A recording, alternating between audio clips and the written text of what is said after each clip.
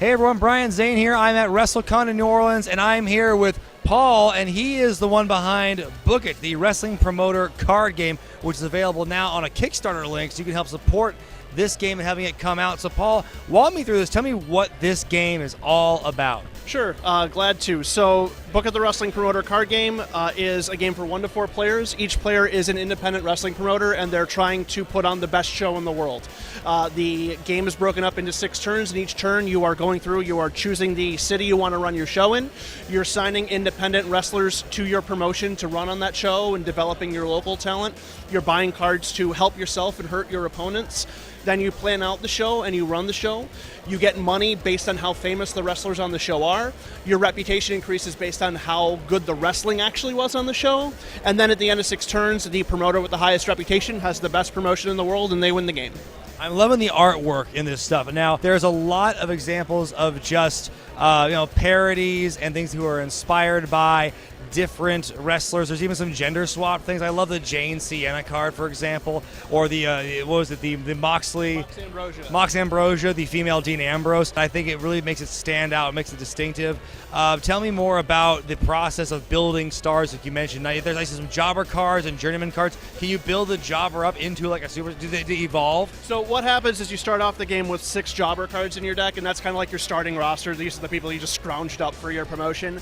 As the game goes by, you'll sign independent wrestlers, and then you can also spend money to invest in promoting your jobbers to journeymen. So they become a little bit better wrestlers, they're a little bit more famous, and they stay with you for the whole game. Whereas independent wrestlers, you only sign them for 1 show. It's like in real life, you sign a guy for 1 show, you don't have him permanently, he goes back to the marketplace, and maybe he'll come up again, maybe he won't. But if you develop your local wrestlers, then they're somebody who sticks with you all along, and that's what's kind of your bread and butter for the money that comes into your company, because you don't have to just worry about getting reputation, you have to worry about making money and maintaining a bankroll to actually bring in new talent every time. Now, walk me through the different categories of cards here, and then we're going to do kind of a sample round of like how a turn will go. So walk me through these different categories of cards. Sure thing. Okay, so you have the independent wrestler cards up here, obviously. These are the people that you're going to be actually signing to your promotion. With the guys with the gray backgrounds, again, those are your local wrestlers.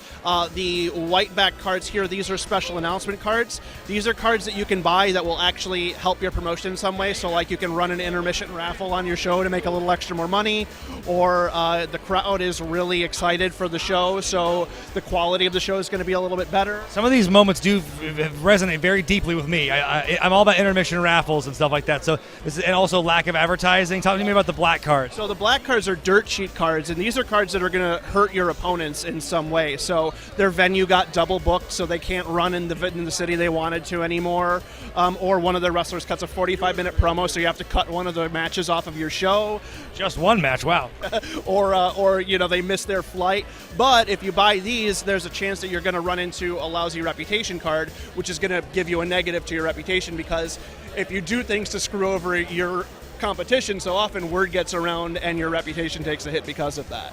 Right, okay, so now we're here. Let's walk through this round. Now, you guys are taking the liberty to set up our decks in mid-turn. Since I know nothing about this game and I don't know the rules, walk me through what we're each doing. Now tell me, set the stage for us. Okay, so let's just to walk back a little bit. You actually start off the game by drawing an opening hand of wrestlers, and then these are the people that you can choose from to start off your turn. So you don't have everybody that you want to right away, because this kind of represents the fact that plans don't always work right. Some wrestlers don't want to work with others and what have you. And then you will actually play wrestlers in matches against each other. There's no winners or losers. It's just a matter of how good the match is. So you would play these wrestlers, you would draw additional ones, and then you would actually lay out your show. Your show has to have 5 matches on it. Each match has to have 2 wrestlers. And then once you have your show planned out, then you'll determine how good the show was, like how much money it made you based on how famous the wrestlers were, and then your reputation will increase based on how good the wrestling on the match actually was. And wrestlers get bonuses if they have the same star power or the same work rate, because they're similar. So people kind of want to see them against each other. So that gives it a little extra bonus. You total up the work rate for the guys, and then you divide it by 2, and then that's kind of very loosely based on like a Meltzer 5-star system, so it's like a 4 quality match or like a 5 quality match. And then each of those matches has its own rating. Then you total up all of those ratings, and then that determines how good the show was. And then on this table right here, that determines how much that increases your reputation at the end of the turn. And then after 6 turns, whoever has the higher reputation wins the game. Is that correct? That's correct. But at the end of the game, you get a point of reputation for every $5 you have in your bankroll. So we made it so you can decide if you want to be a promotion that's really focused on being really good wrestling, or if you're not caring so much about the wrestling, you can just make a lot of money, because a lot of people, when they're discussing what the best company in the world is, it's the company that has the most money. So we've kind of made it so you can kind of mix and match and have different strategies based on the wrestlers you're able to sign and what your competition is like. All right, so now we're here. Again, walk me through this. We've set up our cards, we've set up our different wrestlers here, and we also have our venue.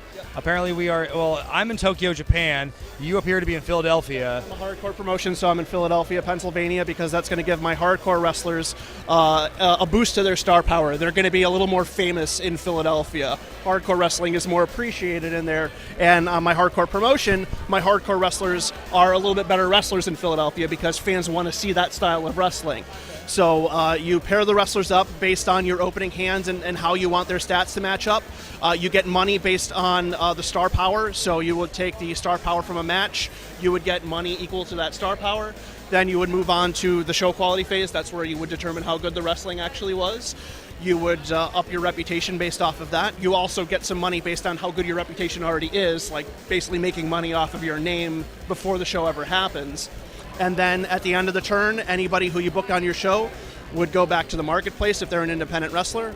Your local guys go back into your regular roster. You can use them every turn if you want. And then you start the process all over again. You pick a new venue, you sign your new wrestlers, run the show, do that for 6 turns. So the Kickstarter campaign has just started. What is your goal? Are there stretch goals involved? And what is the amount you're looking for? What does that entail? So the goal is $18,000. That is to manufacture and distribute 1,000 copies of the game. Also to recoup the costs of the art that we've already put into the game so far. As far as the base copy of the game, it's $34. So if you're just looking for the game, you can get that. It's $10 shipping anywhere in the world. If you want to go up the ladder a little bit, we have kind of Kickstarter exclusive versions of the game that have additional wrestlers and redone artwork. We also offer the ability to have yourself made into a card. And if you're an independent wrestler, we're going to send you the art for that so you can use it in your merch and stuff too if you want. And then if you want to go higher beyond that, I work with an independent company in Massachusetts. You have the opportunity to go behind the scenes at an indie show for a day. And if you want to spend $1,500, I will drive to wherever you are in the continental U.S., hand deliver you the game, and you can put me through a table. Now that's a heck of a stretch goal. I don't even have that available on my Patreon page. That's a really good goal. Well, Paul, thank you so much for showing me the game. I'm going to put the link to the Kickstarter account, links to the Kickstarter page on the top of this description. So if you want to donate and contribute and help get this game off the ground, if you want to see this game in your living room, then that's the way to do it through Kickstarter. So I'm Brian Zane, and I'll see you next time.